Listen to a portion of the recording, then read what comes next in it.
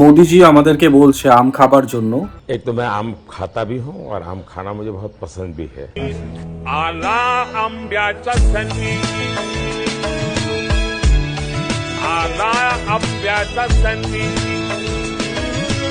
কিন্তু এটা বলছে না জাপান কেন আমাদের দেশের আমকে নিজেদের দেশে ব্যান করেছে।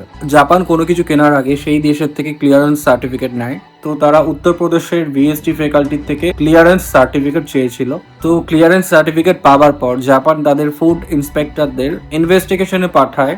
ইটস মিন জাপানের ফুড ইন্সপেক্টররা নিজে এসে কোয়ালিটি চেক করে। সেখানে তারা চেক করে নেয় ইনজেকশন ইউজ করা হয়েছে নাকি, আর কোনো পেস্টিসাইড ইউজ করা হয়েছে নাকি, যেগুলো হেলথের জন্য খুবই খারাপ। তো তারা এসে দেখে যে ক্লিয়ারেন্স সার্টিফিকেটটা প্রোভাইড করা হয়েছিল তার সাথে রিয়েলিটির কোনো ম্যাচ নেই। তাই তারা আমাদের দেশের আম জাপানে এক্সপোর্টে পুরোপুরি ব্যান করে দেয়। অ্যান্ড নট অনলি জাপান, নেপালও ভারতীয় আমকে ব্যান করে বিকজ অফ আম প্রোডাকশনের জন্য প্রচুর পেস্টিসাইড ইউজ করা হয়, যেটা হেলথের জন্য একদম খারাপ। আমরা বিশ্বগুরু হচ্ছি, বাট বিশ্বগুরু তোমাদের কি মনে হচ্ছে কমেন্টে জানাও।